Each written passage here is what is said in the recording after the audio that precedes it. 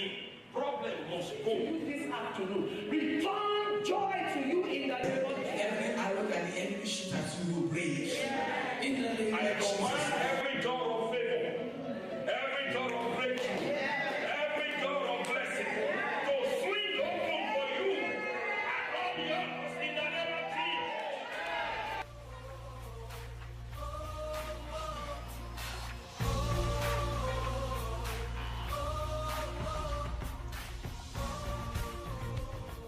Let's read our scripture. 2 Corinthians chapter 4,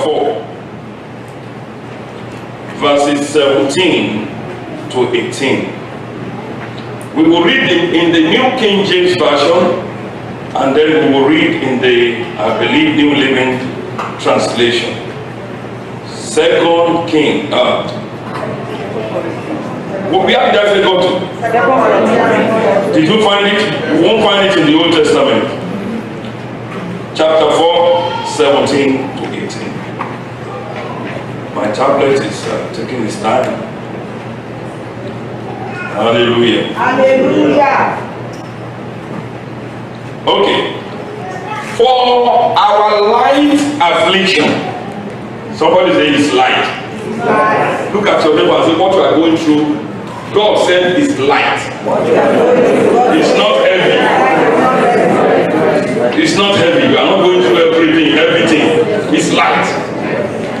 It's small. Now say to yourself, what I'm going through, I agree with God. It's light. It's a small thing. Because that's the starting point. If you believe that what you are going through is massive, is big, then it will be big. But even if they call it big and you call it small and light, God will shrink it and reduce it to small and light. He said, even though it is still light and small, it is also working in your favor. He said, which is but for a moment. That means there is a time frame. He said, it is light. It's also for a moment, but it is also working for us a far more exceeding an eternal weight of glory. So that means when you are out of it, the glory will supersede what you are going through. The joy, the rejoicing will far outweigh the struggles that you are going through. Amen. Amen. Hallelujah. Hallelujah. They told him his case has been transferred. And he was concerned. But I told him his wife was concerned. He wasn't concerned. His wife was Googling it. Stop Googling things. Google is not the Bible. Is Google the Bible? It will confuse you. If they transfer your case, what will have happened? And you let people that have no wisdom begin to call things and take you back how many steps? It's in the Bible says if two of you agree and somebody can say, oh, it's true, I agree, and the case is relaxed.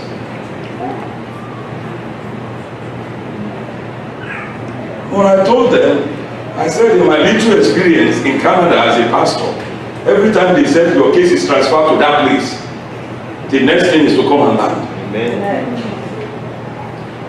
So let's pray and rejoice. I don't care what they said is missing. That they mistakenly transferred the file there, it's over. You will land. Amen. Amen. Amen. Hallelujah. Hallelujah. And she still doesn't believe me. She went to call them the following day. I'm using her to preach. She still went to call them. For what?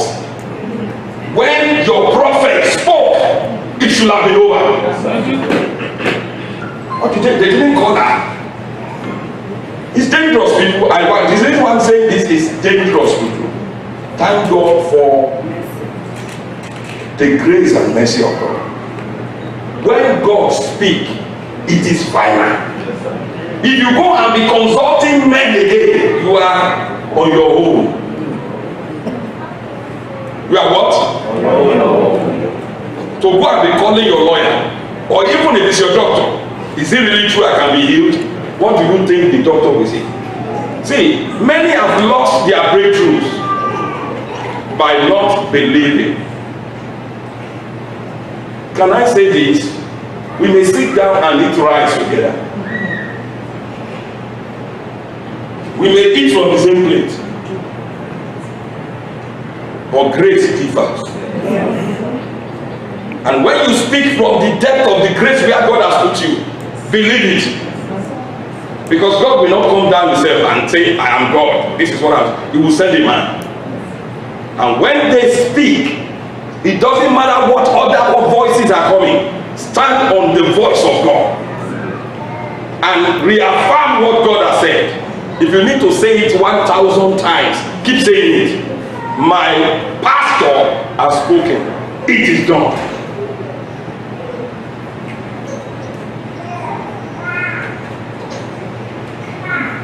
People have died. It's not in my note, but we hear things. People have died before their time. When the man of God comes and pray and they call them healed, and another family member comes and tells them, in case something happens, what do you want us? Where do you want us to bury you? One is not talking about your dying. The other is talking about burial. The one you agree with and make provision is the one that will prevail. You can shut down the power in the word of God by your action. In case, you never know. In case, because Sister so-and-so believe and she died too. In case something happens, please take me to Ghana. That person will die. Because we have agreed to death. But you look at, even if it's your spouse, you look at them in the face and say, are you crazy? Don't you know what he says? I will live and not die. Why do you want me to think about it? Come on. Let's plan for my next birthday. That person will live to see that birthday. What you say in your moment of trial determine whether you will go down or you will go up. Yes, sir. And be careful. If you call somebody your spiritual authority and they speak life, receive it and shut out every other voice. Because Satan will snatch away whatever you put in his front. Please, these things are real. And thank God we are talking about change. The power of change is nothing but the power to win invisible battles. The enemy you can't see. And you win with your mouth. You win with your heart. Amen. Amen. Amen. Amen. Doesn't matter, even they give you removal order. Removal order was written by a man. Yes, sir. There is breath of God and if that man is not the only person there. These words were written by God of heaven, which can never change. If you place this word above the removal order will change. Yes, sir. I've seen it done. It will change. But if you take removal order as final, you will be removed. And God won't do anything. He will follow you to the plane. He will ensure that the plane lands where never been taken. He will ensure you get back to your father's compound. He will guarantee your safety there. Because you agree. He gave you the power to choose what you want. And you chose. He will honor your choice. God will, if you choose God, God will honor it. If you choose the word of a man, God will honor it. If you choose to live, he will honor it. If you choose to die, he will honor it. That is the power of the covenant that we have with God. He will honor whatever you choose. Let me prove it to you. God did not want Israel to have a king. Yes, sir. God was to be their God. But they look at other nations. They said, we want to be like other nations. They went to Samuel, give us a king. That was rejecting God. And Samuel was bitter about it. He said, no, there is no plan. In the plan, I know the plan. There is no thing for a king. You are supposed to have God as your king. And they told him, we want a king. Give us a king. And he went to God. God said, I know it, you know it, but give them what they want. And the kings were enslaving them, taking taxes from them. But that was their choice. God honored it. So be careful what you choose. Comparing yourself with people out there. In fact, may I say this, comparing yourself with people in other churches is dangerous. Because you don't know what they are hearing. Hallelujah. Hallelujah. Your breakthroughs shall be permanent. Amen. It shall be permanent. Amen. Hallelujah. Hallelujah. You know your lawyer is not an immigration officer. You know your doctor is not a giver of life. So there is a limit to which you can trust them. You let them do what they want to do, or you keep telling them, I have other sources that you don't know about. I have inside information. That is the way to do it. Hallelujah. Hallelujah. Hallelujah. Did you find it? For our light affliction, which is but for a moment, is working for us a far more exceeding and eternal weight of glory. While we do not, do you notice that verse 18 is not a new statement, it's still a continuation of verse 17. So let's just remove the verse numbers and let's read the whole statement. For our light affliction, which is but for a moment, is working for us a far more exceeding and eternal weight of glory, while we do not look at things which are seen, but look at the things which are not seen. How can you look at what you can't see? Ask yourself that question. I can see removal order. God said, don't look at it. Look at what you can't see. How can you look at what you can't see? You can. That means what is not physical. How can I look at it? You can only look at it by looking at the record of its existence. How do you know things that are in the spiritual realm? You don't. You only have the record of things in the spiritual realm. The Bible is the record of what is available in the spiritual realm. So to look at things you can't see is to look at the word of God. Instead of looking at the problem, you keep your eyes on this. And then that light affliction will produce and work for you a far more exceeding and eternal weight of glory. If you keep your eyes on this. If you take your eyes off, the problem will get bigger than the Kilimanjaro mountain. That's what the Bible is telling us here. The only record of things in the spiritual realm is detailed in the Bible. And that is the only way you can know and keep your eyes on things that you can't see physically. That's why the word is important. Because the word is the record. The spiritual realm exists. That's where God is. We don't know what is there. But God has given us a record of what is there. Amen. Amen. Hallelujah. Hallelujah. For the things which we can see physically, they are what? Temporary things. Another translation says they are subject to change. They are changeable. But the things which you can't see, that is the promises of God, the things God has provided for you, they are what? Deathless. They are eternal. That means they are not subject to change. Amen. Amen. Hallelujah. Hallelujah. The fact that God brought you a child of God and He brought you to Canada is not subject to change. Your PR card, there is a PR card with your name on it. My prayer is that you will not get to heaven and find it there. That so there was a PR card. God, yeah, I provided. See, look at that passport too. That's your name and picture on it, but you didn't claim them. There will be Christians that will get to heaven, and they will say, I didn't know. My lawyer said my case is over, and I didn't know it's not over. May that not be your story. Amen. May that not be your story. Amen. That's why I used to pray, Lord, may I die empty.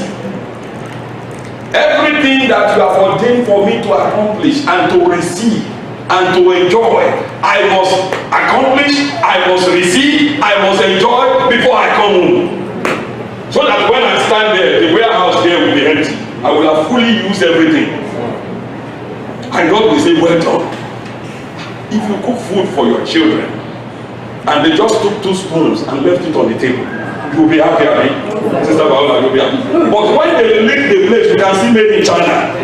Say, mommy, can I have some more? Hey, you eat too much. Okay, go take some more. That is the mind of God. He said he has prepared the table before us. He wants you to ask for more. They used to tell us the story of Oliver Twist in those days. You can ask for more. Don't just take the healing, take the prosperity, take the peace of mind, take the longevity. Those are the delicacies on the table. And a lot are just taking righteousness. They just take righteousness. They live prosperity. So they struggle through life and they are still holy. And God will honor it. That's it's on the table. But if you take it, you know God will never tell you you can't have more. Jesus said, I have come to give them life and let them do what? In abundance. God wants to load you with his goodness. God will not say, oh, that's enough, only you. Because there's more where it's coming from. Amen. Amen. So don't shortchange yourself. Amen. Amen. Expand your thinking. So you see that I'm stretching your thinking. And you know we condition our children. We tell them, when I was growing up, it still affects me. Thank God for the word. You will not see the meat in your food until you finish the food. If you mistakenly touch the meat, they will smack you on the back of the hand that you are a thief. You should eat before you eat meat. Do you know it conditions us in dealing with God? We think God will be angry if we ask for something good. Let me just take this little Volkswagen. I can't ask for Mercedes, so that God doesn't get angry. I don't care if we have 10 Mercedes. As long as you put him in his place, he gives us all things to enjoy. So get out of that box thinking, that mindset, that too much is too much for me. What does it mean to make you a blessing? To bless you and make you a blessing. What does that mean?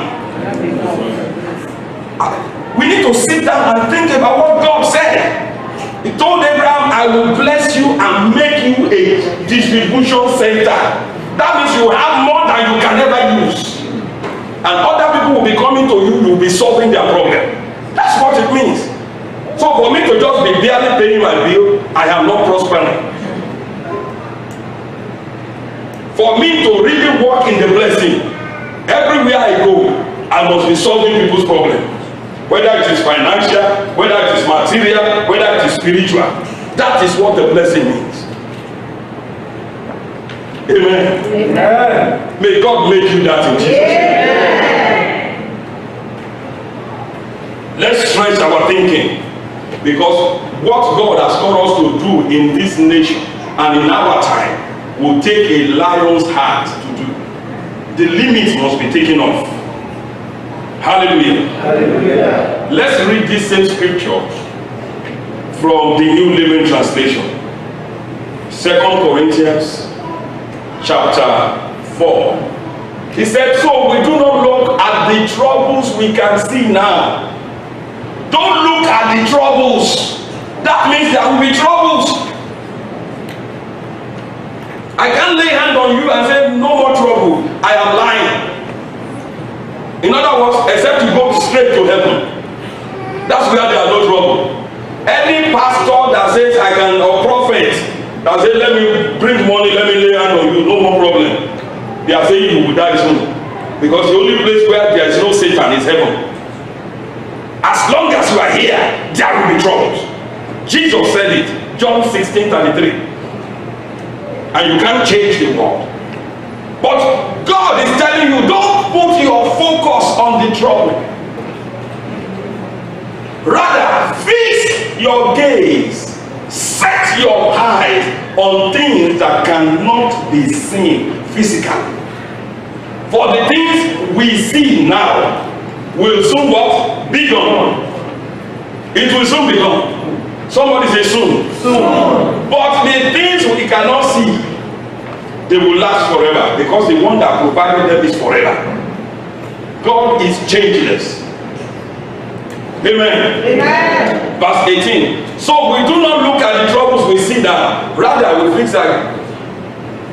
We are supposed to start from verse 17. Aha. Thank you, IT. God bless you all. For our present troubles are what? The New King James said they are what? Light. New Living Translation said they are. That's why I use both. They are light and small. They are small and won't last very long. Yet they produce. Now, how will Brother Kunle have grown and developed in faith if he has not received and believed in the promise of God and the power of confession?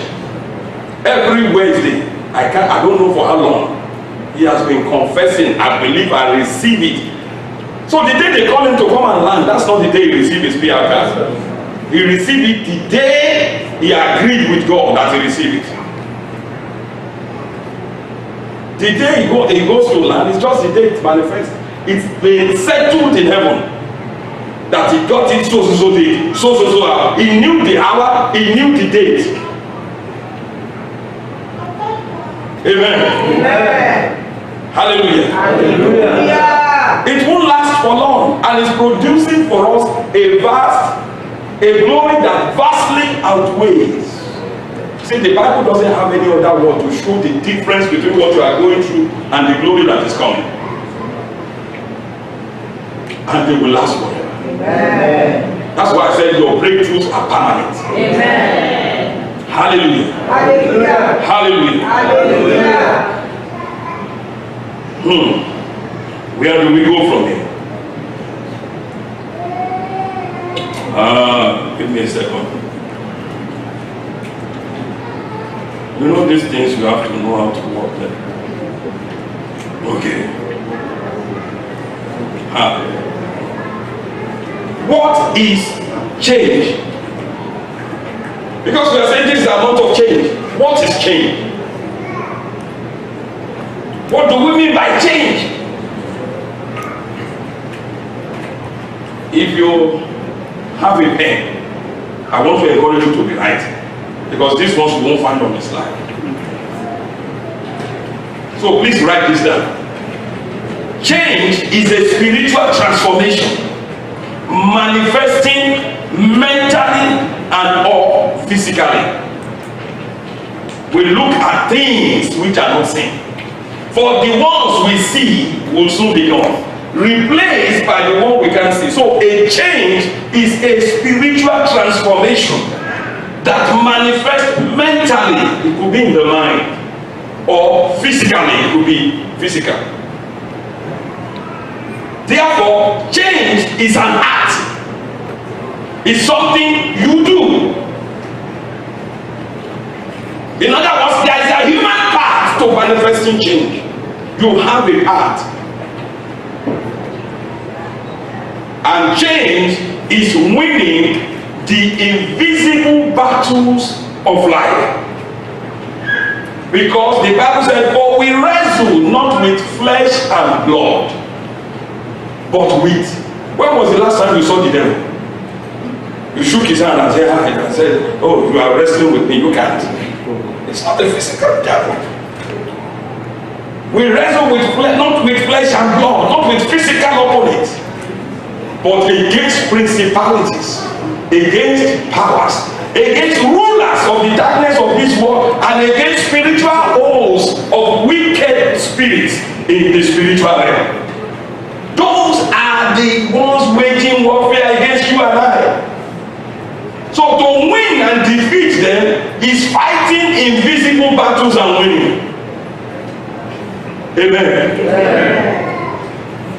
And of course we know that God is changeless. Malachi 3:6. I am God. I am not subject to change. Every other thing are subject to change, but me. Amen. Amen. God is what? Changeless. And because God is changeless, his word is unchangeable. Did you notice your Bible said the same thing it said last year? Maybe from 10 years ago.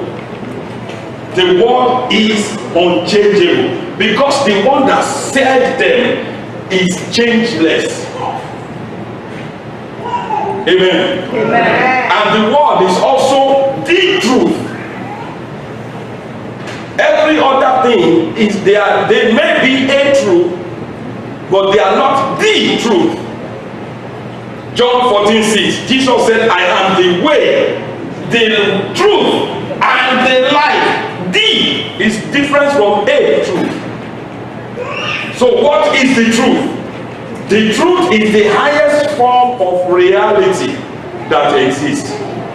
So the word of God is the highest form. There's nothing higher than that. Highest form of reality that exists. Let me apply that to your immigration application. Yes, you put in. Yes, there are people that are being deported. But what as the truth said, Joshua 1:3, wherever the sole of your foot has tread upon, I have given you. That is the highest truth. Any other thing is under it. The fact that they gave you a removal order is a fact, but facts are not superior to the truth. The truth has the ability to change the fact, because the truth is the highest. The truth is God. Situations can't change God. God changes situations. Yes, sir. So if you stand on the truth, that fact of life must change. We are talking about changes in life. This is how you must have this understanding to manifest change. If not, change will be an illusion. It will be a dream. I believe, I think so, but I'm not sure. And in case it doesn't happen, I will still be okay. No, it must happen. And you can't physically enforce change. No, you can't do it. It has to be spiritually done. For the weapons of our warfare, they are not physical. Was it last week I was reading the news in I think a province, I think Alberta, said a 49-year-old man, he was going to be removed from Canada by 2 border agents, and he got physical with them. After he would remove me in the plane, and he went into cardiac arrest and died. And I got to know that he was Nigerian. And they said he's been telling them, I will not allow anybody to remove me from Canada. You can't physically enforce change.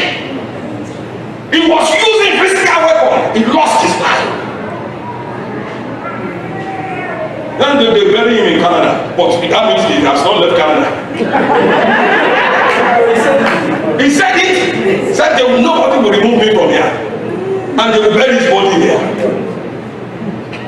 The weapons to effect change, they are rooted in God. And I will show you 6 of those weapons today.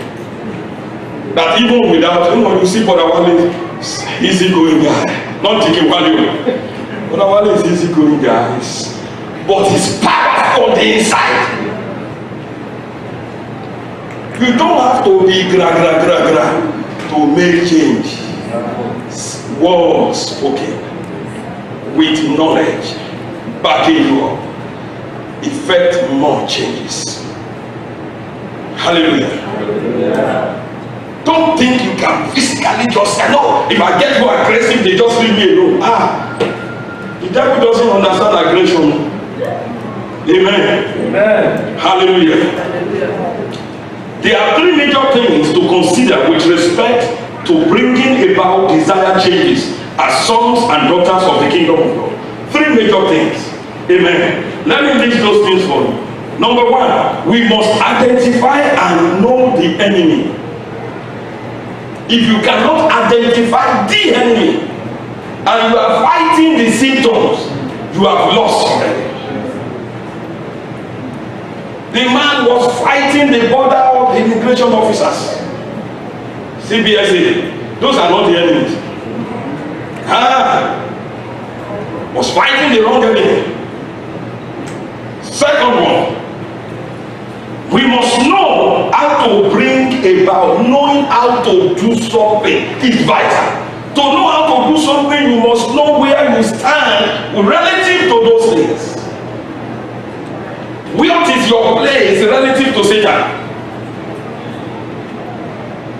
Number 3, you must know and engage your weapons of change. We have weapons to effect change. Jeremiah never left his room, but he was dethroning governments by spoken words. God told him, I have put my word in your mouth to pull up, to root out, to destroy. And he was changing kings in his room. You must know these weapons and consciously engage them. Let's look at number 1. I have to finish today because next weekend is conference, and the Sunday after that our wonderful Pastor D is gonna bring the word. I thought you would clap. There are some things that she's gonna say to us. I always like her teaching because she's a teacher. You know me, I do gra. She may not be here, but the word will come.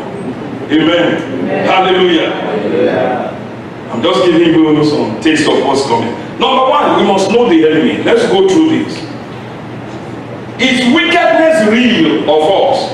It's real. Because some people say, hey, not this devil thing, I don't really believe it. Hey. may you not experience it. Wickedness is real and it abounds all around us. And you don't need to have done anything wrong for the devil to pursue you. The fact that you call Jesus your Lord, you are his eternal enemy. Amen. Amen. 1 John chapter 5 verse 19 says, we know that we are of God.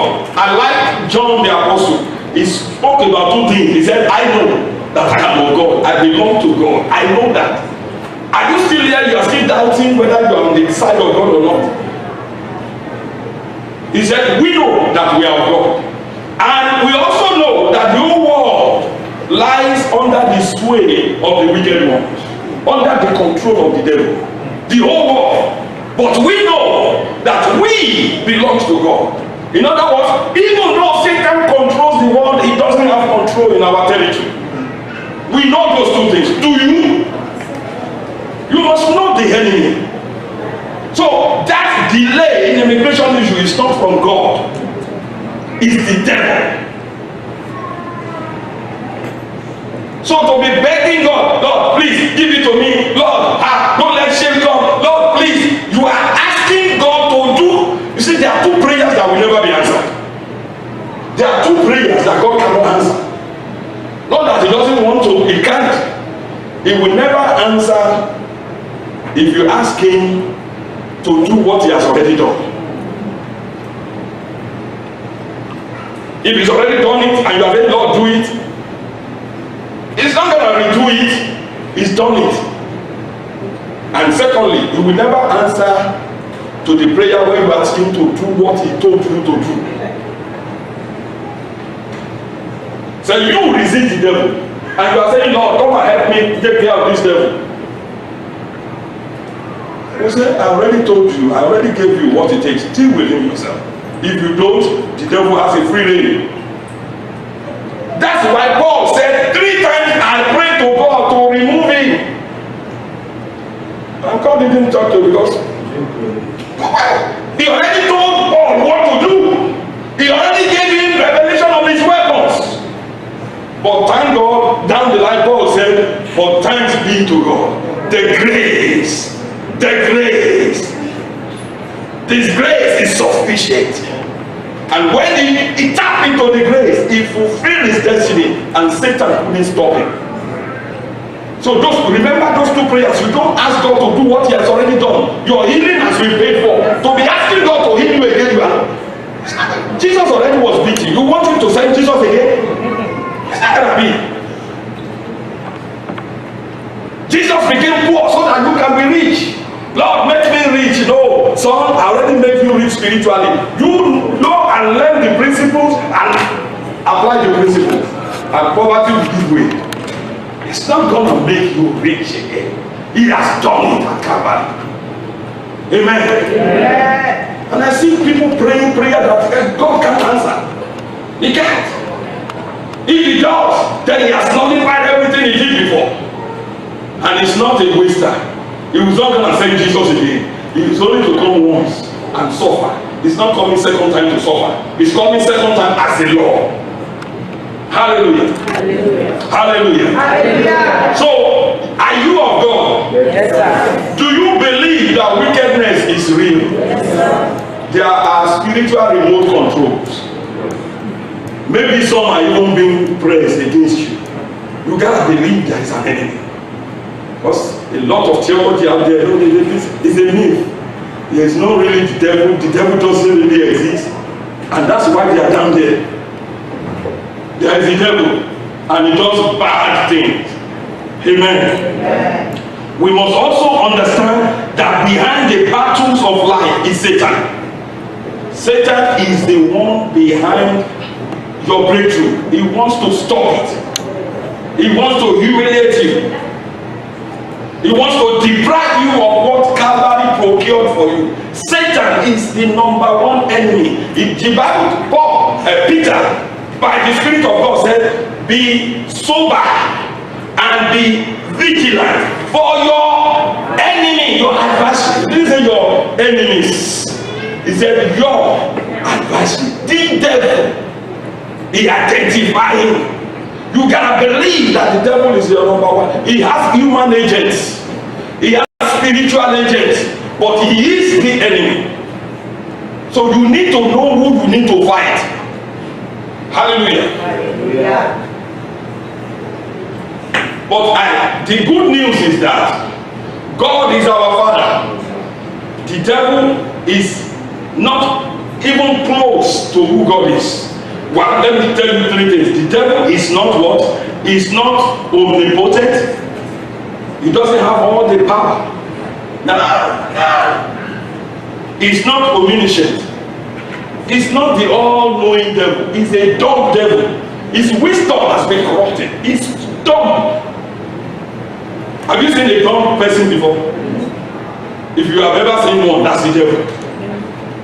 And it also is not omnipresent. It's not everywhere. Most of what we said the devil did, the devil is far from it. It's only God that has the 3 attributes. The Father has it, Jesus has it, the Holy Ghost has it. The devil doesn't have it. May I let you know the devil is a created being. He was created. Ezekiel chapter 28. You must know these things, that the devil is a limited enemy. It's not that enemy you can't fight. So it's like God. No, it's not like God. And you can whoop him again, because Jesus did once. And he gave us what it takes to do it many times over. Ezekiel 28, let's read verses 13 to 15. Are you with me? Yes, sir. I'm so glad you are still with me. You talking about the devil, the Bible says you were in Eden, the garden of God. So he was there from the beginning. In fact, before Adam, there was a day, there was a Wednesday, I talked on some things that you won't find in the Bible. Satan was in the garden of Eden before Adam was made. Going by scripture and by what we know in our world. Amen. Every precious stone was your covering. The sardius, the topaz, the diamond, the beryl, the onyx, the jasper, sapphire, turquoise, emerald, with gold. The workmanship of your timbrel. You see, now don't take what the Bible did not say, because it said those things were included in the angel called Lucifer. He was a cherubim. That angel has all these. That doesn't mean you can have them, because some people have said, oh, they were in Satan, so gold is of the devil. Don't read meaning to the Bible. Amen. Ha. The workmanship of your timbrel and pipes were prepared for you on the day that you are what? Created. So there was a day he was created. He is a created being. The devil is not a creator. He can't create anything. And that's why he deceives people, thinking that they make them think he can create. He can't. He can only manipulate what God has created. He's a manipulator. See, let's expose him, and then we will see how small he is. Amen. Amen. Thirdly, we are not at the devil's mercy, and they are afraid of God. I don't want the devil to hear me say that too. If I make that confession pastor said to me that I will never be sick another day in my life, if the devil hears it, you are not at the mercy of the devil. May I say this, the devil can't stop your progress. There are two beings that can stop your progress: God and yourself. The devil can stop you. I double dare him to try to stop you. He can't. If you know who you are, he can't. It's not, it can't do it. You know what they call it, persecute? 1 John chapter 4 verse 4. See, God has made adequate provision for you and I. He has put in us something that is far greater and mightier than the devil. 1 John chapter 4 verse 4. He said, for what? We are of God. Can we read it together? You are of God. Now personalize it. I am of God. And what? I have overcome them. Who are the devil? The devil and his cohorts. I have overcome. Did he say you will overcome? By God's standard, you are already a winner. Why? Read it. How can you carry God on your inside and devil is kicking you on the backside? There is a problem there. You carry God on the inside and devil kicking you on the backside. With God on your inside, you are supposed to be kicking the devil. You have overcome because the one inside you is greater than the one that's out there. All the challenges put together, they are small compared with the one that lives on your inside. And many times, lack of understanding of the indwelling power of God inside us gives the devil an advantage over us, because we don't know what we have. We think like ordinary people. You are not ordinary, and if you don't change your thinking, the devil will seize the moment and defeat you every time. Amen. Amen. You are not what? Ordinary. Can you say that? I am not ordinary. I'm trying to remember a word. You are not normal. Do you know you are not normal? Yes, sir. Because normal people should not be sitting down in church at this time on Sunday. Normal people are home or watching TV or playing around. It's abnormal people that are crazy people that will carry Bible and say, I believe the Bible above what I can see. Do you know that's not normal? Yes, sir. So you need to tell yourself, I'm not normal. I don't think like the world. I think like Jesus. And Jesus was not normal. When was the last time you walk on water? Do normal people walk on water? But Jesus was walking on water. Is that normal? Or do you know you too can walk on water? And the wind has nothing to do with it. So Peter that was looking at the wind, he was looking at the wrong thing. Or you too can do the experiment. Close your window, don't put on AC, fill your bathtub with water. At least there's no wind. So try to work on it and see whether the wind is the one that kept him on. No, the wind has absolutely nothing to do with it. It was the wall that kept him on. And when he took his eyes off the wall, he began. Did you notice he didn't sink at once? He began to sink. Every time you begin to take your eyes off the wall, you begin to sink. If you stand on water, you will sink once. Try to put $1 there. Boom, it's there. But the Bible said he began when he started looking at the wind. The wind has nothing to do. See, circumstances of life has nothing to do with what the word of God said you are. Or where I said you will get to. Keep your eyes on the wall and you will get there. Yeah. God is not your enemy. Can we say that God is not my enemy? Why is God not your enemy? If you are born again, God has become your father.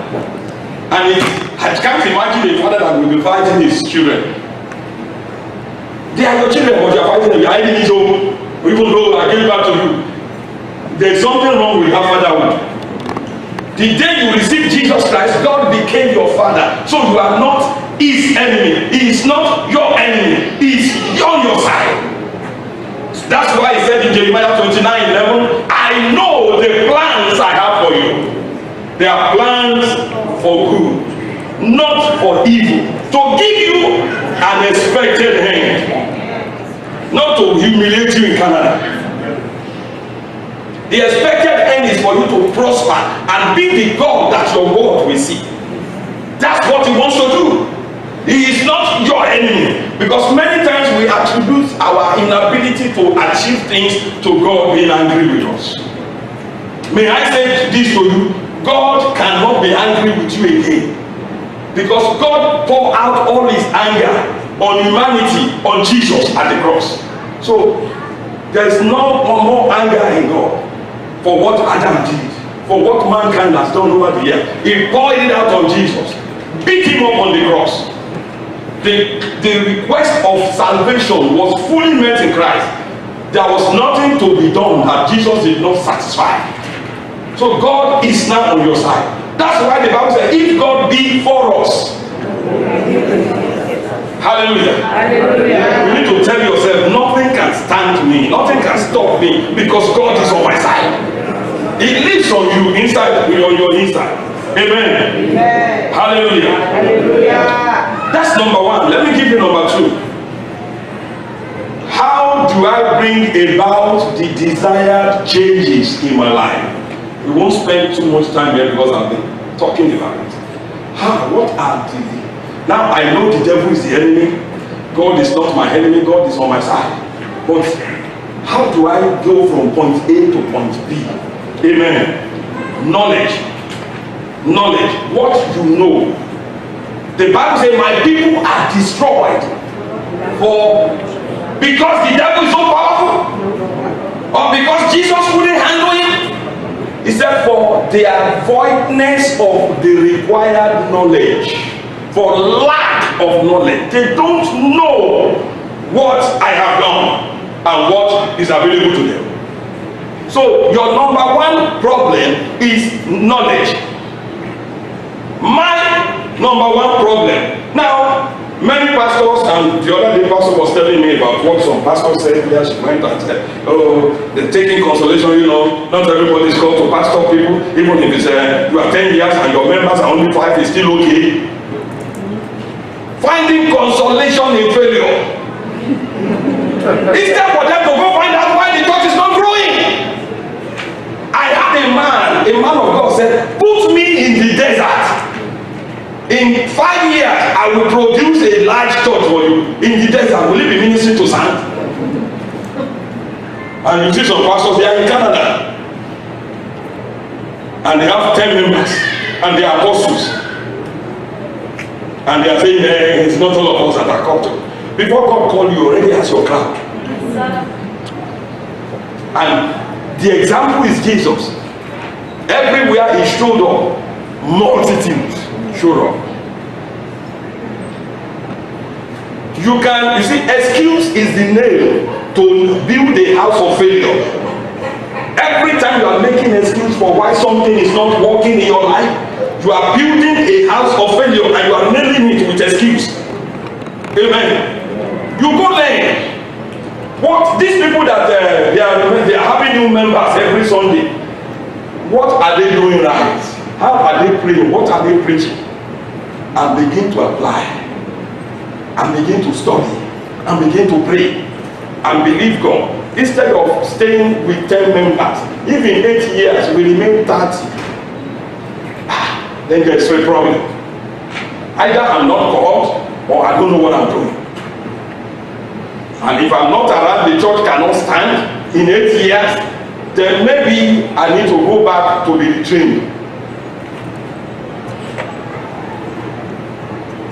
Don't make excuse why you are not making progress. Search, what am I missing? What should I be doing that I'm not doing? If there is no peace in your house, find out why there is no peace. Maybe you are not being husband as you need to be. You are letting your wife be the husband, and that is the heart on the wrong head, because you are supposed to lead your family. Every time you are making an excuse why your home is not totally committed to God, they will not be totally committed. Amen. Amen. You know, in the Old Testament, when a kingdom is defeated, they hang the king. They will take the king and hang that king. Go study the Old Testament, because that is the head. The grace, the anointing for that community lies with the king. So if it's defeated, that king does not worth living. He will be killed. Even if the enemy doesn't kill his own people, Sennacherib that came against Judah, he ran away from the war, ran back to his shrine. The Bible said his own children said, "Daddy, what are you doing at home? You led people to war, you got slaughtered, and you are back. You have no shame." Amen. That talks of responsibility and leadership. So when you claim I'm the head of this family, you gotta pay the price. Amen. Don't just claim it when it's to assert yourself. You pay the price. Amen. So if something is not working, there is a reason. Look for the reason. So knowledge is important. Proverbs 24 verse 5 says a wise man is what? A wise man is what? A wise man. He didn't say the one with the biggest muscle. But a wise man is strong. And a man of knowledge will do what? Increase strength. So to increase your strength, go for knowledge. This is not a physical battle we are confronted with. It has physical element, but it's not predominantly a physical battle. It's a spiritual battle. So it takes knowledge to win the invisible battles of life. And verse 10 of that same scripture said what? If you faint in the day of adversity, in the day of fight, then your strength. So if you take another word, use another word for strength, what is that saying? Your knowledge is little. Is that the battle you lost is because you are devoid of knowledge?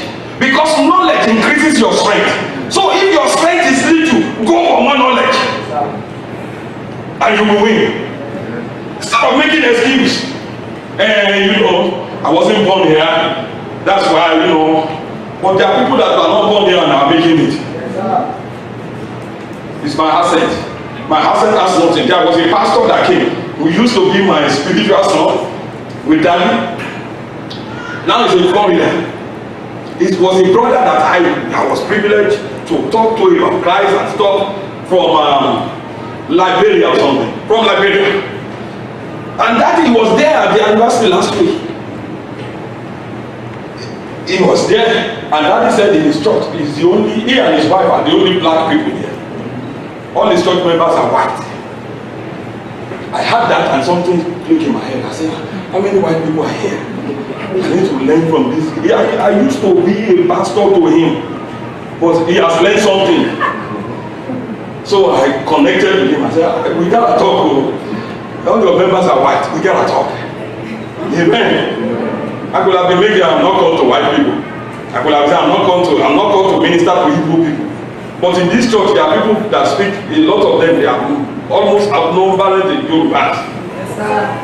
There are people from other parts of Africa. You can make excuse, but God will not accept them. Know what you don't know and begin to find out what others know that you don't know. I said, why? This guy knows something now. I need to connect with him. So he said, okay, we need to have number. Please, you are pastor. Pastor. He said, I learned anywhere knowledge is, I want to go for it. Amen. Because if you fail in the day of adversity, your strength is little, is small. So to increase strength, go for knowledge. Amen. Not pity party. That's what some other people go for. Calling everybody to sympathize with them. That will not change anything. And after you are left, they say, oh, no. See your friend, he's still there. He's still there.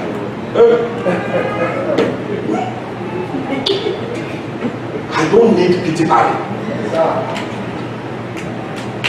So people enter here, people clap for them. Do they have to act? Why can't they clap for me? I better find out what they know and begin to apply it. And to the glory of God, when I enter places today, they clap for me, they recognize my presence. Nobody argues with results. Go get results. What PR was John the Baptist doing? He doesn't even have a business card. His church was not even situated in the town. It was outside of town. But the Bible said the whole community will go to him, and he never did one miracle. Not one recorded miracle. Have you ever said that? Why were they going to him? Because he has the right word. He has the word for the moment. He knew what to say. He settled down with God. And right where he was in the wilderness, they were coming. And he was not preaching like I'm doing. He was blasting them. You sons of vipers. If I call people that they won't come back here someday. But they stay with John. Why? Because he was the one with the word. Hallelujah. Know what you are doing, my brothers and sisters. Don't group yourself with failures. Don't associate with people that are not making progress. They are bound out there. Iron sharpens iron. He that walk with the wise, but a companion of stupidity shall be destroyed. So you are gathering people that are not making progress and they are your best friend. Destruction is coming. I want to associate with people whose members are 500, 1,000, 10,000. I want to be robbing mine, and when I'm with them, I'm asking them questions. Okay, assess what I'm doing. And say, no, pastor, I tried that, didn't work. This is what works. This is the scripture that back you up. Okay, thank you. Not say look for people whose church attend. Wait and say, these are my friends. Okay, all right, we're doing good. We're doing good. And that's what a lot of people are doing. Call somebody, before you can be my friend, I will assess you. If you cannot add value to me, I will not work with you. Because friendship is a choice.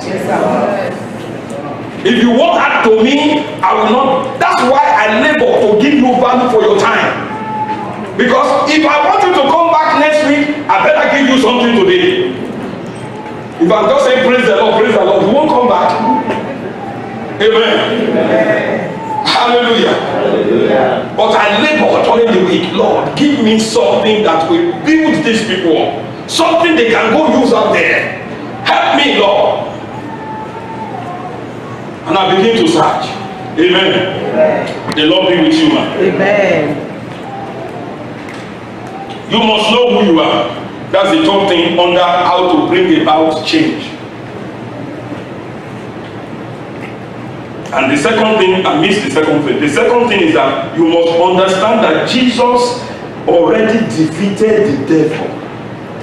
You must have that at the back of your mind. Know that the devil is the enemy and that he was already defeated. If you don't understand and see him defeated, he will defeat you. Jesus defeated him. Colossians 2:15. Now let's even pick it up from Colossians 2:8. Colossians 2:8. Thank you, IT, for helping me. I'm making progress now. Beware. Be careful. Beware means be careful. So that lest anyone cheat you through what? Philosophy and empty deceit. In other words, God is saying, be careful, don't let them deceive you. Don't let them cheat you with what I have provided for you. And a lot of God's children are being defeated and cheated out of what heaven has provided. He said, according to the tradition of men, they begin to teach you, our proverb says, this is what our culture says, you can't walk and your head cannot shake, you can't do this. Things that are not in the Bible. Cleanliness is next to godliness. I've been looking for that in the Bible, I cannot find it. Amen. Have you found it? Okay. Heaven help those who help themselves. Have you found it? Those are the tradition of men. Heaven help those who help themselves. So you are going to be helping God. Then God will back you up. And you see Christians doing it. Heaven help those who help themselves. Let me pad it here and there. At least it's allowed. It's not in the Bible. God didn't say that. Amen. Amen. So according to the tradition of men, according to the basic principle of the world, not according to Christ. Don't let anything that is not according to Christ will cheat you and rob you of your tomorrow. So verse 9 says, what does it say in verse 9? For in God, in Christ dwells all the fullness of the Godhead. Everything the Father has, everything the Holy Ghost has, they are all concentrated in Jesus, in personally. All the powers of heaven are invested in that name. There is no other power except that is outside of the name. Whatever the name of Jesus cannot do, God can't handle it. All the fullness of the Godhead is in him. And what? Verse 10. That's what gives me joy. See what verse 10 says. Me, Adeyemi, I am complete. I am married today, but I don't need my wife to complete me. Christ completes me. If you are not complete in him, no man can complete you. So don't look to a human being to complete you. Many are looking to man to complete them, and you can't. But I am complete, nothing missing, nothing broken in him who is the head. If I am complete in him, I'm joined to him, and he is the head of what? All what? And what? So where does that put me? As head. If he's the head, I am the head. And you must have that mentality when dealing with the challenges of life. I am in Christ. Christ is the head. Therefore, I sit as head over this immigration issue, over this health issue. I am head. That means when I speak, they must obey. He said, that man said, you speak with a conviction. Not many words, but you will speak with authority. Why? Because you are in authority. You know who you are. You carry yourself. 2, 3 words. How many words did Jesus give Peter that kept him floating on water? How many words? How many words? Only one. If it's me and you, Peter, that shall come, and that shall float, that shall not sink. Yeah, Father, follow your word. No. Law of protection, I suspend that law now. Peter, come on. And you'll be gyrating now. Jesus just smiled. Lord, if it is you, tell me to come. I heard you want to come.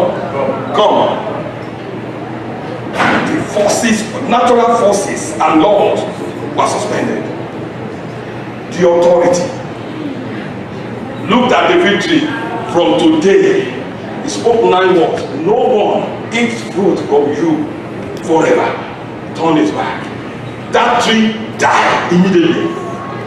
He didn't shake the tree. He didn't kick the tree. He didn't tell him to go to Sahara Desert. Oh, be cast out. Oh, can you go? Those are. Satan is just looking at some of us. Say, okay. And that is why when words were spoken, you come and say, be healed. From today, this issue is settled. Go. Authority has been released. If you know this thing, that authority, then that situation was bad.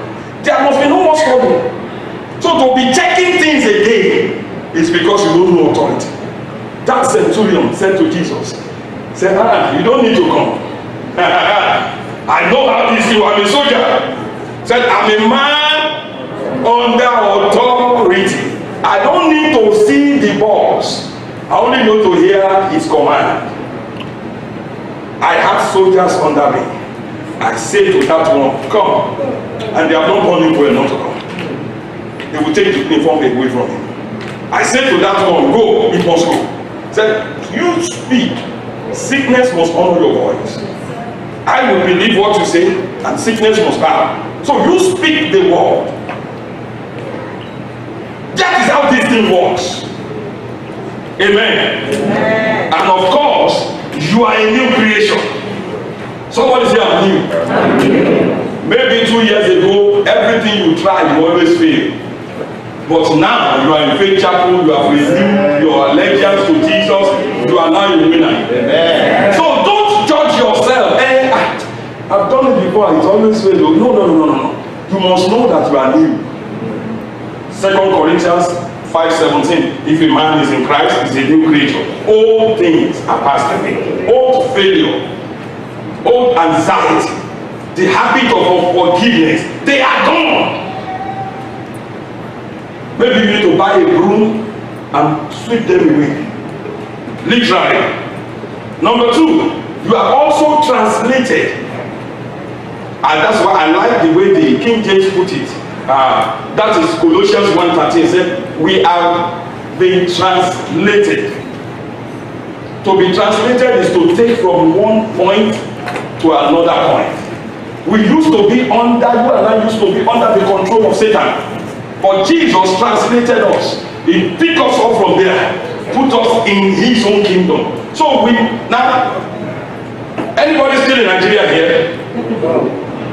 You have been translated to where? So because you have been translated here, then what do you need to do? Learn how to live in Canada.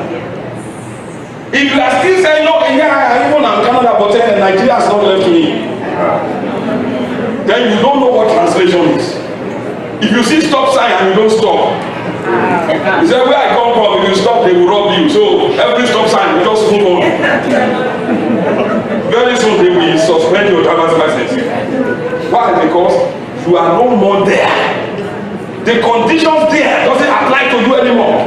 Stop living with the mentality of Ajebole in Nigeria. Start living with the mentality of Toronto. How did they live in Toronto? Yeah, you call it Toronto, not Toronto. Amen. That's how you start. Amen. Did you understand? Amen. We have been translated from the power of darkness. That means Satan is no more your Lord. He's no more. Either the Bible is true or it's false. I choose to believe that God is true. That Satan is trying to deceive me. It's not, it doesn't call the shots in my life. I call the shots. I determine how things will end with me, not him. I'm not at his mercy. Hallelujah. And I can effect change at will in my life. It's as simple as, are you awake or sleeping now? You know you can go to sleep if you want. It's your choice. But you choose not to sleep. That is how simple it is to effect change in any situation of life. You choose, I'm going to have change in this aspect side of my life, and you know what to do about it, and you do it. And Satan is powerless to stop you. Do you think Satan wants you to come to church today? Pastor Yemi is going to be there. He won't stop at 1.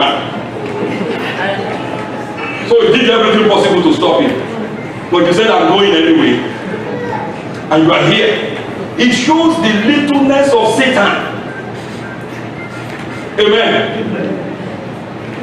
Let me give you a couple more. Number 3, you are unique. Because I've seen Christians with low self-esteem. They feel inferior even to other human beings. And it cuts across all cadre of life. Why? Because they don't know who they are. You are unique. You are special.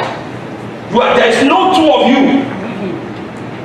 God made you unique. 1 Peter 2 verse 9 said you are a peculiar people, a royal priesthood. You are royalty. You are complete in Christ. Even if people look down on you, the most dangerous thing is to look down on yourself. Never look down on yourself. A daughter of mine was looking for a kind of job, and pastor mentioned it to me, and I said, tell her she's more than that.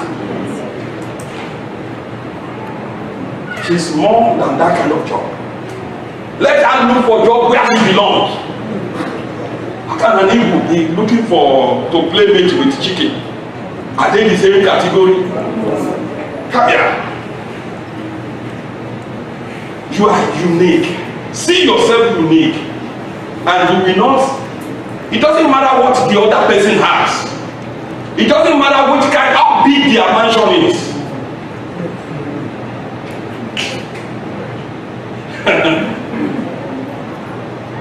They are not more important than you. I carry myself like that. It doesn't matter how many PAs the other pastor has. If they like it, they can find 10 PAs. If my 2 PAs show up, they know that these are real PAs. Yes. Amen. Yes. Honestly, these are the things that God has taught me and is working in my life. I don't see myself in no matter the gathering. Give me microphone for 15 minutes. I will say things that you will know this is from God. And I don't enter there and look at feeling inferior for what? They didn't call me. Your church may be 10,000. You think that doesn't make you? That doesn't make you anything. Go look at the quality. I want to see the quality of people with you. Even our children, when they begin to speak the word, you want to find out which church are they coming from. Quality is more than quantity, even though quantity is good. But quality is supersede quantity. Amen. Amen. Let's move on. And the fourth thing, because if you don't know who you are, you cannot effect change. The fourth thing is what? You are above all. Say that. I am above all. Above all what? John 3:31. He who comes from above is what? Where did you come from? Where is your citizenship? Is the Bible wrong? Even though it's using this in respect to Jesus. But remember that whatever they said about Jesus, the Bible says, so we are in this world. Whatever is applicable to Jesus is applicable to you. You are born from above. You are seated in the heavenly places in Him. You are above the challenges of life. You are above Satan. You see, Moses wouldn't go to Pharaoh because he was trained in the religion and the doctrine of Egypt. Pharaoh is regarded as the head of all deity. And Moses was thinking like that. I can't go to this I'm talking of a deity. How can I go and confront him? But in Exodus chapter 7 verse 1, God told him, see, I have made you like a god to Pharaoh. Hey! And not only will you be a god, you will have a prophet. Your brother will be a prophet. God speaks through prophets. In other words, see that you are not even to talk to Pharaoh. Aaron, tell him, let my people go. Ah! The servant of God said, let my people go. And Pharaoh said, who is he? The God of Israel said. Tell him. He said, the God of Israel sent him. He was not talking to Pharaoh because he saw himself above him. He acted, he was a fugitive, they couldn't arrest him. If he had sneaked into Egypt, he would have been locked up. Because he was a wanted man. But he entered like a god, went to the palace and was commanding the king. Amen. Amen. See yourself above that immigration officer. Amen. Will you be shaking in presence of your messenger or your clerical officer? Have the mentality of a superior officer. When the general enters where a colonel is commanding, the generals walk in and the colonel, hey! That is, go with that mentality on your inside, that this lady that sits is going to interview me is working for me. Why? Because spiritually I am above. Go to the bathroom and blast off in tongues. Marco Rabo say, look, I command her to begin to shake.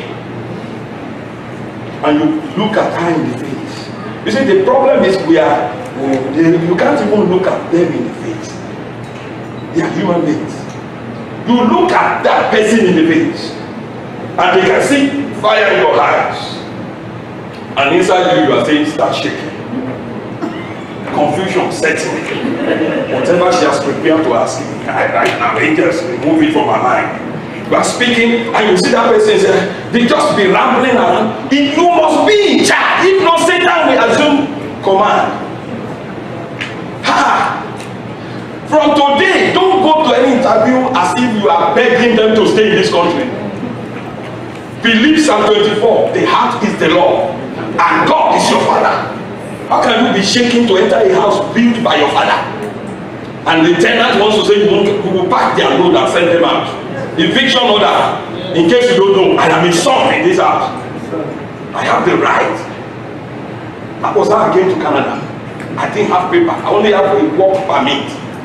But it didn't stop me. Because I know the power of the one that sent me. Amen. Amen. And the paper did not come 2 years after. So we would have wasted 2 years waiting for paper. But we set out with only a letter from the senior pastor. And they couldn't stop me at the border. Clergy, enter.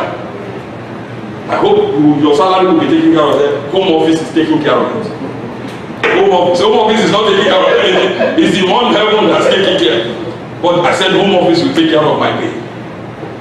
And the door of Canada opened. It was open for you. Amen. Did you get anything today? Yes, sir. Number 5, you are a winner in Christ. Number 6, you are God over Satan and his cohorts. We've spoken about that. The third thing which I cannot take today is you must know and engage your weapons of change. Let me just read the weapons of change. And God will give us the grace to expatiate on them. Number one, and there is a reason why this is number one. Number one is the force of prophecy. You must know. See, the Bible said the testimony of Jesus is the spirit of prophecy. This is a book of prophecy. Everything written in this book was spoken by God through a man. Everything by God through a man. And the Bible said in Amos that God will not do anything without first speaking to his servants. And those servants of God take it and release it. At the moment it is released, it is up to the individual to connect with it. So to effect change, you must know what has been spoken concerning that situation. The force of prophecy. 1 Timothy 1:18 said, wage a good warfare with the prophecies that have been released over you. Number 2, and there is a reason why I put this as number 2, is the ministry of angels. There are weights you can never lift yourself.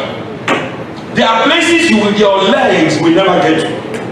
But you have messengers that are not limited. Your angels are not limited. They can break through any sport. They can enter any computer. They can get to any office and bring at your command, go and effect a desire. Because we are here, I cannot say something, but we have used it even in this house. Somebody with an FBI record, somebody with a police record in 2 states, angels went to erase the record. They couldn't find the record. And all the immigration agents that were waiting for the record, they got no record. And if there is no record, then you can't stop that person from being a permanent citizen of Canada. I know there was record. The devil knew there were records. But something happened to the record. That is the work of angels. You need to engage them. First, Hebrews 1:14 said they are your ministering, they are your servant spirits sent out by God to minister for you. Amen. Amen. Use them. The third one, which we are going to do today, is the anointing oil. The anointing oil is nothing but the Holy Spirit in a bottle. The anointing oil is what? The Holy Spirit packaged in a tangible form. You can use and apply. Now, when you take your vehicle to the mechanic shop, the mechanic wants to remove the tire. He can't use screwdriver to remove tire. If he takes his star-headed screwdriver and begin to knock the bolts and nuts in this, he will be there for eternity. He goes and takes the specific tool, the wheel spanner, and easily remove the tires. The Holy Spirit is your tool. You specifically apply him to the area you want to change and decree that change, and it is done. The Holy Spirit is not an end, is a means to an end. So the anointing oil is the means to the end. Hallelujah. Hallelujah. The Spirit of God mysteriously packaged in a bottle. David would never have been able to kill Goliath if there is no anointing prior to that. He was anointed, 1 Samuel chapter 16. And the Bible says the Spirit of the Lord, the Spirit of a winner, came upon him. And in the next chapter, Goliath met his doom by the anointing. Every Goliath that have been standing in your way, this week they are coming down. Amen. The number 4 is the blood of Jesus. You know, in some churches now they don't speak about the blood. They said it's mercy. It's mercy. But every time, the Lord gave me this analogy. Every time you go to a store to take ownership of an equipment or of an item, the proof that an exchange has been made is what? The receipt. Without a receipt, it's called shoplifting. He said, it doesn't matter. I just like it and I pick it. Hey, something's supposed to change. Cross hand. The proof that you can effect change and that you are a winner and that you win at the end is the blood. That is the receipt. When you apply the blood of Jesus, there is no devil in hell that can contend your assertion of victory. He will bow his knee. Say, yeah, she got the receipt. Okay, let her go. Stop the next one. This one, let this one go. You do like police officers in my country. This one, oh, you go. This one, stop, back here. You know, this one is this one carries some power. So you say, okay, go. But this one, back here. That's how Satan harasses those who don't know the power of the blood. But when you have the blood on you, Satan sees you come and say, this one, okay, just go. I don't want to rob you, just go. Amen. One of my daughters here will say, no wahala. Satan sees you and say, this one, no wahala, just go. Amen. Hallelujah. Zechariah, let's see 1 John chapter 5, 7 to 8 to understand this. 1 John chapter 5. There are three. Always remember this scripture. 1 John chapter 5. For there are three that bears witness or record in heaven. The Father, the Son, who is the Word, and the Holy Spirit. Those are the record keepers. But as it is in heaven, so it is on earth. There have to be record keepers here. That we agree with the record keepers in heaven. What are the ones that keeps record? Next verse 8. And there are three that bears record on this heart. Remember this. The Holy Ghost, the water, which is the word, and then what? The blood. What did they say? They agree. Every time you present the blood, the Holy Spirit is there. Every time you present the blood, Jesus is there. So every time you apply the blood of Jesus, they will say, yeah, indeed, we are witnesses to the fact that they have been set free. That Joshua 1:3 belongs to them. We are witnesses to the fact that Jesus became poor so that he can be rich. And poverty give way. Remember that no judge argues with a witness. The moment they present witness, there is no argument. I was there when that person was killing this person. In fact, he stabbed him twice. Yes, the first one was to the back. They checked, they saw it. The next one was to the side. Okay, you actually killed that person. So they will present the witness. They approve of your victory. Amen. Number 5. You have room for more? Okay, whether you will say yes or not, I will give you. I will give you. Number 6 and number 5 is the Holy Communion. That which you did last week Sunday is not a church ritual. The Lord's table is nothing but eternal life policy renewal. If you know how life insurance works, then you will know how Holy Communion works. It renews your viability to experience the goodness of God. It's the eternal policy renewal. Number 6, the mighty name of what? Jesus. The mighty name of what? Jesus. The mighty name of Jesus. Whatever the presence of God can do, the name of Jesus will do. So when you are looking to God to step into the situation, present the name of Jesus. Remember, all the powers of heaven have been invested in that name. At the mention of the name, every knee must bow in heaven and on earth. Amen. Amen. And for example, in the Bible, you saw Joseph. You saw the man born blind. These are people that got the change they desire. They desire change, they had an encounter, they got their change. Zacchaeus, the ungodly Zacchaeus, became a righteous man.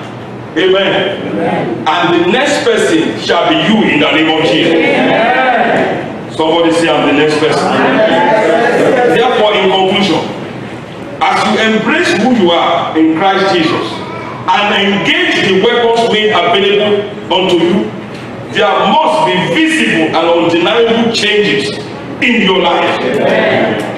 I want you to take this thing that you have learned from tomorrow, begin to apply it. Where they have rejected you before, call them again. Amen. That social worker, call that social worker again and place your demand again. This time, use the weapon of the name of Jesus. Amen. You have stayed too long in that situation. It's time for change. It's time for advancement. And it's time for breakthroughs. In the name of Jesus. May I say that this month, this very month, our heavens are open. And in the name of Jesus Christ of Nazareth, who is the head of this church, showers of blessing are coming down upon each one in that name. I want you to understand that because you have listened to the word, the seed has been sown. Therefore, no garment of shame, no garment of poverty, no garment of reproach, no garment of stagnation, none of barrenness, destiny abortion, or failure shall survive this month in your life in the name of Jesus. I like to say to my brother and my sister, if that is you, that your change has come. God sent me to announce to you, just like He sent Jesus to announce the year of Jubilee. I announce to you in His name, your change has come. Your finest hour is now. Your life shall never be the same.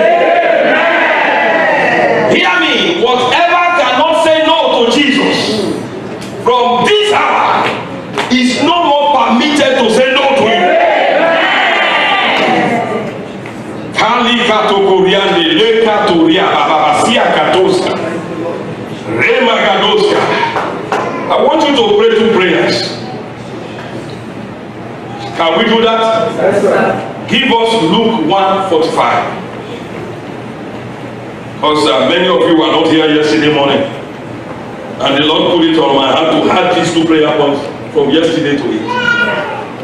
Amen. Because nobody will be left there. Some of us were here 8 o'clock yesterday. We prayed for 1 hour. And some of you were sleeping. But God is a God of mercy. I hope next month you'll be here. Hallelujah. Hallelujah. Blessed is she who believed. It is the one that is believing and believing God. You keep believing, it's in the future. But the one that believed that what has been said is possible, and I take it. Say, blessed is he who believes, for there will be a fulfillment. The King James Bible said there will be a performance.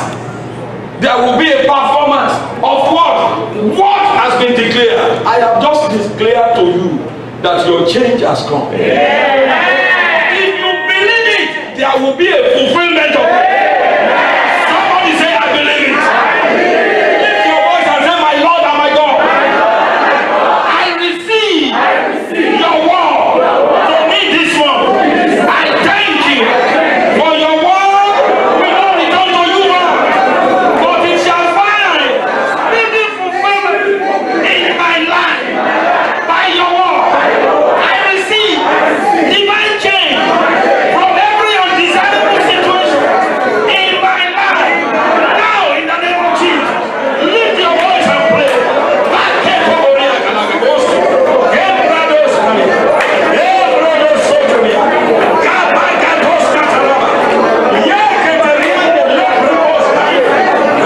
Divine change in every aspect of my life. Thank you, Father. Thank you, Father. Blessed be your holy name. In Jesus' mighty name we are praying. Isaiah, like one of my deacons, chapter 41. God bless Deacon Andrew. I always like the way he call it. With emphasis. Isaiah 41:18. Amen. Ha. He said, because your change has come, God said, I will open rivers in desolate heights. Fountains in the midst of the valleys. I will make your wilderness a pool of water. And every dry land in your life will become springs of water. That is divine change. No more dryness. No more lack. No more hindrance. Oh, it's a new story. It's a different story. Stay with me. According to God's word, I will experience. Open rivers in desolate heights. Fountains in the midst of the valleys. My God shall make my wilderness a pool of water. And dry lands shall change to springs of water in my life. In the name of Jesus. Let your voice operate. Get those hands on the motion.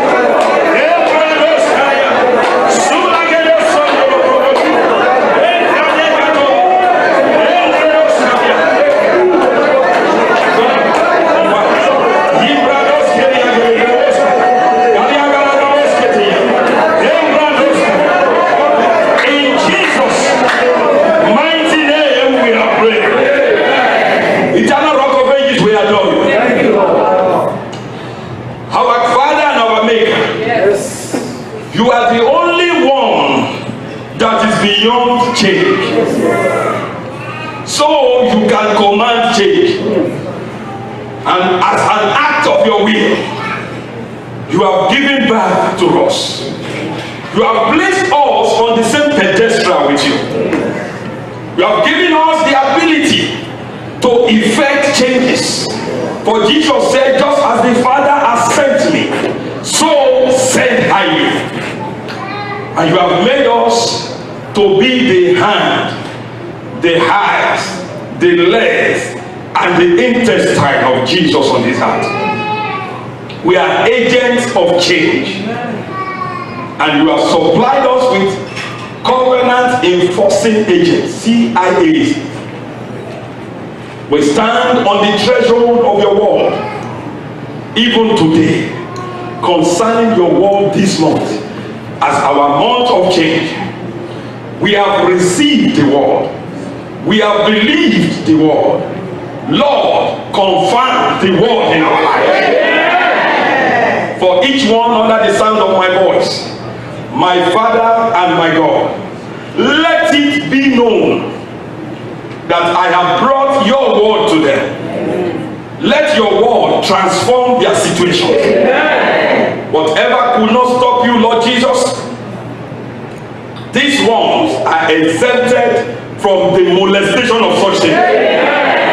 As they step into their world this week, Eternal Rock of Ages, do what only you can do.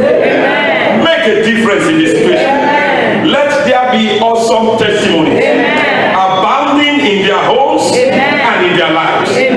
Thank you, Father, for Jeremiah 1:12. You watch over your word to perform them. We don't need to beg you. We only need to believe and speak your word. Because your eyes run to and fro throughout the whole earth, looking for us whose heart has stayed on you. Thank you for confirmation. Thank you because this week will be with a difference. And we will return the glory to you forever and ever. Blessed be your name. In Jesus' marvelous name we have prayed.